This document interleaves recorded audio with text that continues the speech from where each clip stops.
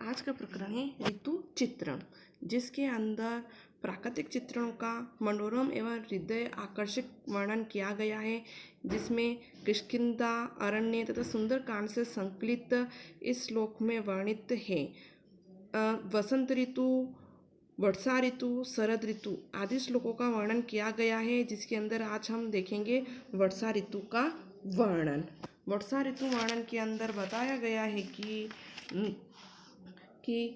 वहन्ति वर्षन्ति नंदन्ति भान्ति ध्यायन्ति नृत्यन्ति समास्वसन्ति नदौ गणा मदगजा वनन्ताता प्रिया विहीना शिखिन प्लवंगा। वाल्मीकि रामायण की किष्किंधा कांड से लिया गया है। कहते हैं इसमें नद्य का अर्थ होता है नदियाँ, वहन्ति बहती है, गना बादल, वर्षन्ति बरसते हैं, मत गजा मत वाले हाथी, नंदन्ति चिगाड़ते हैं, वनांता वन प्रांत, भांति शोभा पा रहे हैं, प्रिया विहीना प्रियाओं से अलग हुए वियोगी लोग, ध्यायन्ति ध्यानमग्ना चिंतित है। यहाँ पर श्री राम लक्ष्मण से कह रहे हैं, वर्षा ऋतु का वर्णन करते हुए कह रहे हैं कि नदियाँ बह रही है, बादल बरस रहे हैं, मत वाले हाथी चिंगाड़ रहे हैं, वन प्रांत सुशोभित हो रहे हैं, प्रियाओं से विरहित लोग ध्यानमग्न या चिंतित हो रहे हैं, मोर नाच रहे हैं और बंदर आश्वस्त हो रहे हैं। जलम प्रसन्नम कुसुम प्रवाहसम क्रौंचन स्वनम शालिवनम पीवक्वम मृदुच्च वायुर्विमलश्च चंद्रः सम सन्ति वर्षव्य नित कालम।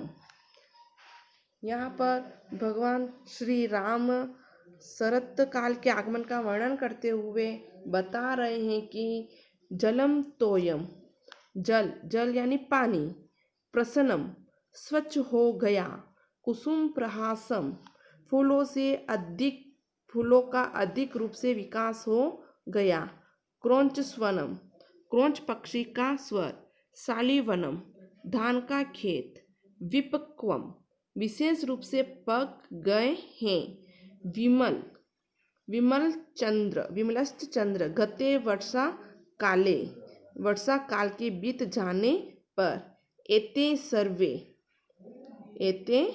सर्वे ये सब सशंति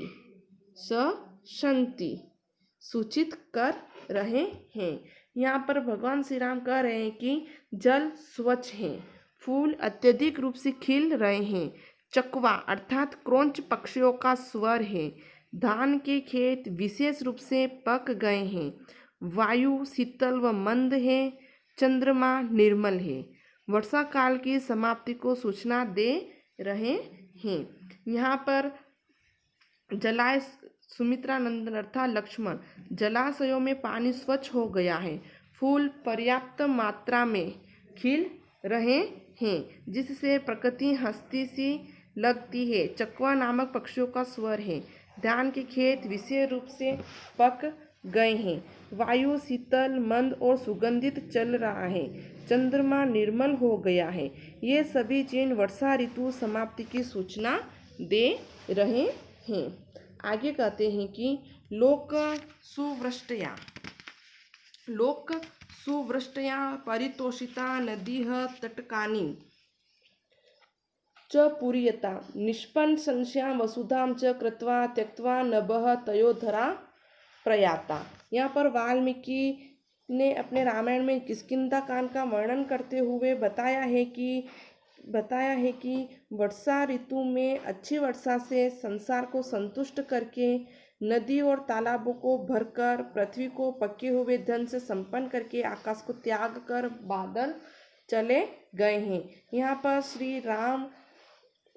इस श्लोक में श्री राम समाप्त हो रहे वर्षा काल का वर्णन करते हैं। अब बादल अपना वृष्टि कार्य समाप्त कर मानो आकाश को त्याग कर चले गए हैं। इस प्रकार यहाँ पे कह रहे हैं कि वर्षा इस प्रकार यहाँ पे बता रहे हैं कि वर्षा ऋतु यानी वर्षा काल सुवृष्टया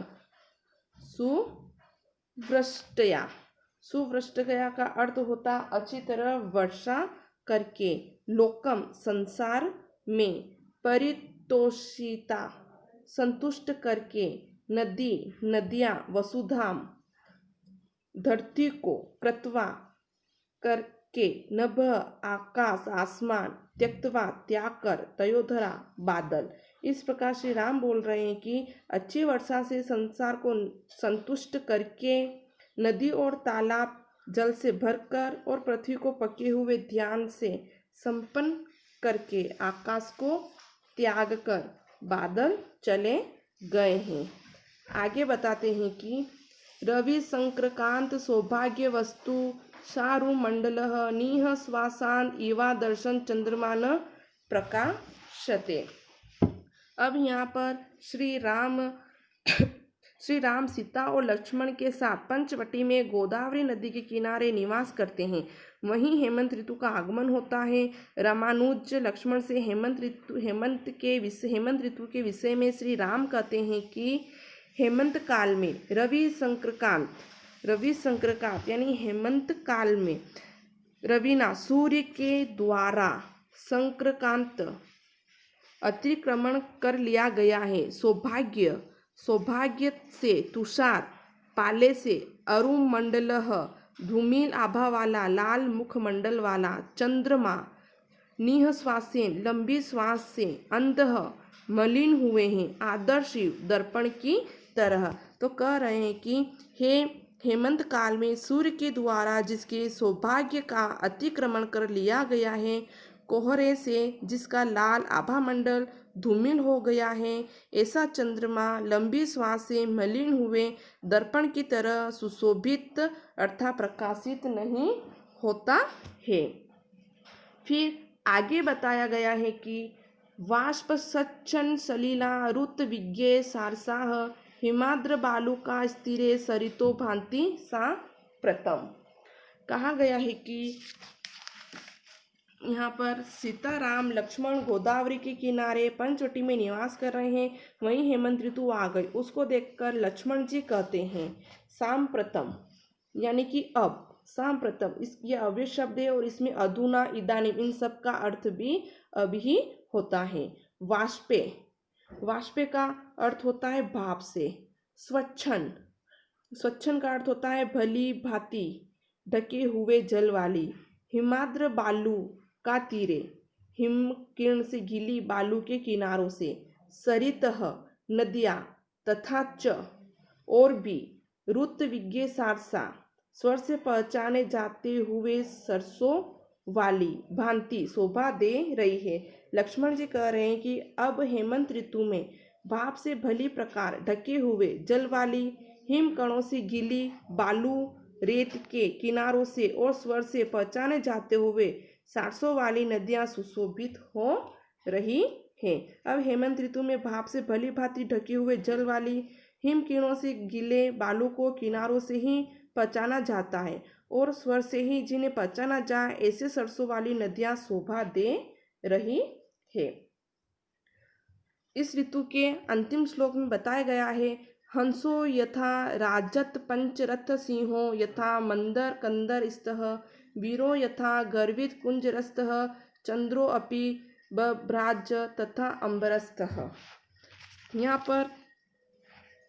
पर सीता की खोज में लंकापुरी में प्रवेश करते हनुमान जी आकाश में आरूढ़ चंद्रमा को देखकर उसकी शोभा का वर्णन करते हैं और कहते हैं कि यथा अर्थात जिस प्रकार से, जैसे हंस राजत चांदी के बने हुए पंजरथस्थ पिंजड़े में बैठा हुआ है, यथा जैसे या जिस प्रकार से सिंह